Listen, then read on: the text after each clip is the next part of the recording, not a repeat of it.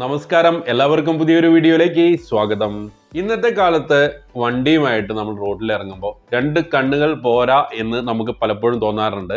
അങ്ങനെ ഒരു മൂന്നാമത്തെ കണ്ണായിട്ടാണ് നമ്മളിപ്പോൾ സാധാരണഗതിയിൽ എല്ലാ വണ്ടിയിലും ഡാഷ് ക്യാമറകൾ ഫിറ്റ് ചെയ്യാറ്. ഇത്തരത്തിലുള്ള ഡാഷ് ക്യാമറയ്ക്ക് ഇന്ന് വിപണിയിൽ ഏകദേശം 2000 രൂപ അതിന്റെ മുകളിലേക്കാണ് വില. ഫംഗ്ഷൻ അനുസരിച്ച് അതിന്റെ വിലയ്ക്ക് മാറ്റങ്ങൾ വന്നിട്ട് നല്ല വിലയുടെ സാധനങ്ങൾ വരെ നമുക്ക് മാർക്കറ്റിൽ ലഭ്യമാണ്. നമ്മുടെ വീട്ടിൽ ഇതുപോലെ ഒരു ഫോണ് പഴയതുണ്ടെങ്കിൽ നമുക്ക് ഈ ഫോണിൽ ഒരു ആപ്ലിക്കേഷൻ ഇൻസ്റ്റാൾ ചെയ്തതിന് ശേഷം ഈ ഫോണ് ഒരു ഡാഷ് ക്യാമറയായിട്ട് നമ്മുടെ കാറിൽ സെറ്റ് ചെയ്യാൻ സാധിക്കും. ഇത് എങ്ങനെ ചെയ്യാമെന്നാണ് നമ്മൾ ഈ വീഡിയോയിലൂടെ നിങ്ങളെ ഞാൻ കാണിച്ചു തരുന്നത്. അതെങ്ങനെ സെറ്റ് ചെയ്യാമെന്ന് നമുക്ക് ഈ വീഡിയോയിലൂടെ ഒന്ന് നോക്കി നോക്കാം. ഈ വീഡിയോ ആരും തന്നെ സ്കിപ്പ് ചെയ്യാതെ മുഴുവനായിട്ട് കാണുക. അതേപോലെ ലൈക്ക് ചെയ്യുക, ഹൈപ്പ് ചെയ്യുക, ഷെയർ ചെയ്യുക. നിങ്ങളുടെ അഭിപ്രായങ്ങൾ എന്ത് തന്നെയാണെങ്കിലും കമന്റ് ബോക്സിൽ എഴുതുക. അതേപോലെ സബ്സ്ക്രൈബ് ചെയ്യാൻ ആരെങ്കിലും ഉണ്ടെങ്കിൽ സബ്സ്ക്രൈബ് ചെയ്യുക, ബെല്ലൈക്കൺ എനേബിൾ ചെയ്ത് വെക്കുക. അതേപോലെ നമ്മുടെ ഓഫർ ഗ്രൂപ്പിൽ ചേരാൻ ആഗ്രഹമുണ്ടെങ്കിൽ നമ്മുടെ ഗ്രൂപ്പിൽ ചേർന്ന് നിങ്ങൾക്ക് പ്രോഡക്റ്റുകൾ വാങ്ങുവാൻ സാധിക്കുന്നതാണ്. അതിന്റെ ലിങ്കുകൾ ഡിസ്ക്രിപ്ഷനിലും കമന്റിലും ഞാൻ പിൻ ചെയ്യുന്നുണ്ട്. നിങ്ങൾക്ക് വേണമെങ്കിൽ അതിൽ ജോയിൻ ചെയ്തതിന് ശേഷം ഓഫറിൽ പ്രോഡക്റ്റുകൾ വാങ്ങാൻ സാധിക്കുന്നതാണ്. അപ്പോൾ അധികം ഒന്നും നമ്മൾ പറഞ്ഞ് ലാഘടിപ്പിക്കുന്നില്ല, നമുക്ക് നേരെ വീഡിയോയിലേക്ക് എടുക്കാം.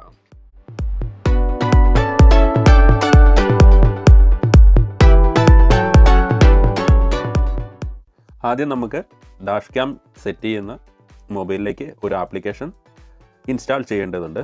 അതിന് പ്ലേ സ്റ്റോറിൽ കയറിയതിന് ശേഷം നമുക്ക് സ്മാർട്ട് ഡാഷ് ക്യാം ആപ്പ് എന്ന് ടൈപ്പ് ചെയ്ത് കൊടുക്കാം.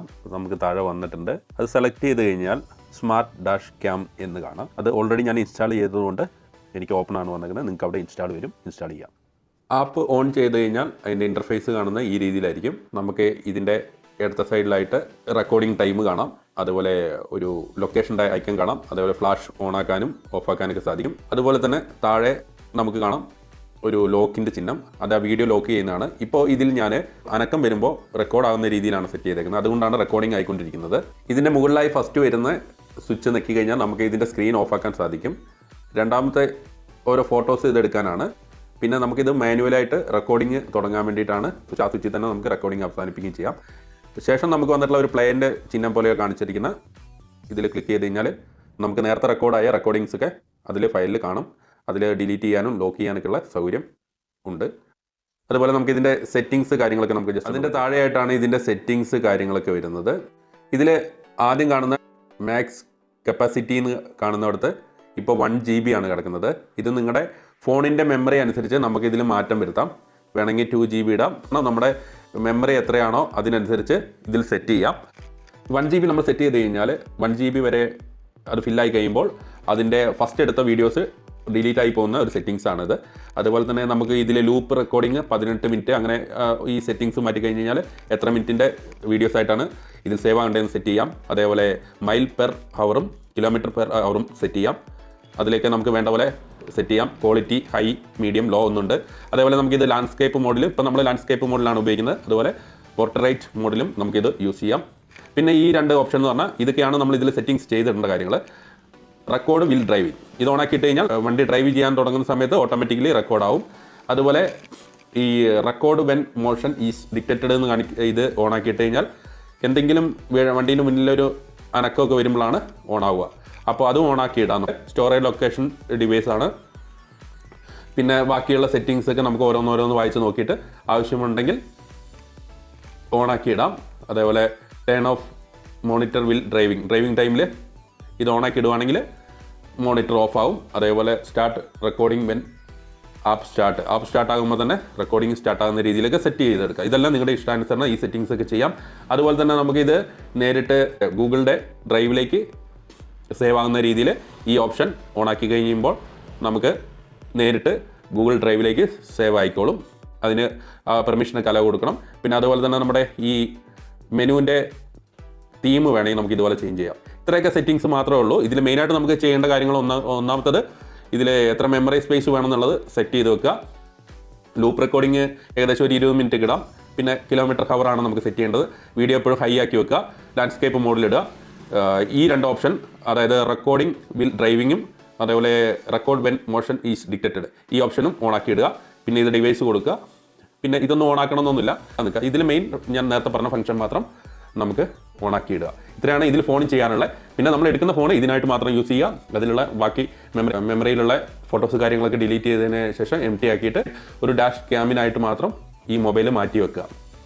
ഇനി നമുക്ക് നേരെ നമ്മുടെ കാറിലെ കുറച്ച് സെറ്റിംഗ്സ് കാണാം. ഇതെങ്ങനെയൊക്കെയാണ് ഞാൻ സെറ്റ് ചെയ്തേക്കുന്നതെന്നുള്ളതും കാറിൽ എങ്ങനെയാണ് ഇത് ഫിറ്റ് ചെയ്ത് വെച്ചിരിക്കുന്നതെന്നും കാറിലെ സെറ്റിംഗ്സ് കാര്യങ്ങളൊക്കെ ഞാൻ ഇതിൻ്റെ പുറമെ പരിചയപ്പെടുത്താം.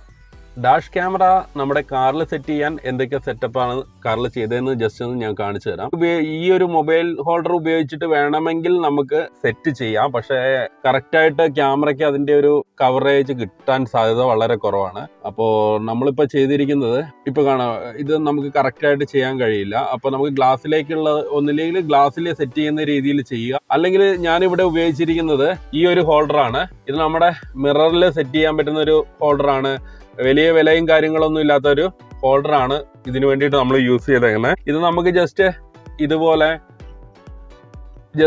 വെക്കേണ്ട കാര്യമുള്ളൂ. നമുക്ക് വിസിബിലിറ്റിക്കൊന്നും യാതൊരു പ്രശ്നവും വരുന്നില്ല. ഇതിനൊക്കെ ഒരു 300 രൂപ റേഞ്ചിലൊക്കെ നമുക്ക് ഓൺലൈനായിട്ട് കിട്ടും. പിന്നെ അതുകൂടാതെ നമുക്ക് വേണ്ടത് ഇതിലേക്ക് ഒരു ചാർജിങ് ഓപ്ഷൻ നമ്മൾ കൊടുക്കണം. അതിന് വേണ്ടിയിട്ട് നിങ്ങൾക്ക് ഇത് കാണാം, ഒരു ചെറിയൊരു ഷോർട്ട് കേബിൾ കണക്ട് ചെയ്തേക്കുന്ന ഒരു ഇത് കാണാം. അത് കൂടാതെ ഇതിന്റെ പുറകിലായിട്ട് ഇത് കണ്ടോ, പോർട്ടോണിക്സിന്റെ ഒരു 5 മീറ്ററിന്റെ കേബിളാണ് നമ്മൾ ഇതിൽ യൂസ് ചെയ്തേക്കുന്നത്. ഈ കേബിളിന് 200 രൂപേന്റെ ചോട നമുക്ക് വിലയിൽ കിട്ടിയിട്ടുണ്ട്. ഇത് നേരെ നിങ്ങൾക്ക് താഴെ കാണാം, നമ്മുടെ കാർ ചാർജറുമായിട്ടാണ് കണക്ട് ചെയ്തേക്കുന്നത്. 5 മീറ്റർ എന്നൊക്കെ പറഞ്ഞു കഴിഞ്ഞാൽ നമുക്കിത് കൂടുതലായിട്ട് ലെങ്ത് ഇത്ര തന്നെ കൂടുതലുണ്ടാവും.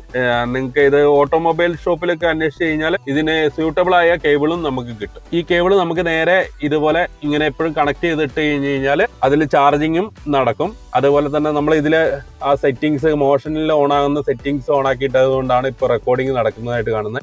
അതേപോലെ ടൈം കാര്യങ്ങളൊക്കെ നമുക്ക് ഇതുപോലെ അതിലെ സെറ്റിങ്സിൽ തന്നെ ഇങ്ങനെ സ്ക്രീനിൽ വരത്തക്ക രീതിയിൽ സെറ്റ് ചെയ്യാൻ കഴിയും. കിലോമീറ്റർ കാര്യങ്ങളെല്ലാം കാണിക്കുന്നുണ്ട്. ജസ്റ്റ് ഞാൻ റോട്ടിൽ എടുത്ത ഒരു വിഷ്വലും കൂടെ ഞാൻ ഇതിന്റെ ഒപ്പം ചേർക്കുന്നുണ്ട്. ഇത് കണ്ടതിന് ശേഷം നിങ്ങൾ ഇതെല്ലാം നിങ്ങളുടെ കാറിലും കൂടെ ഒന്ന് ട്രൈ ചെയ്ത് നോക്കുക.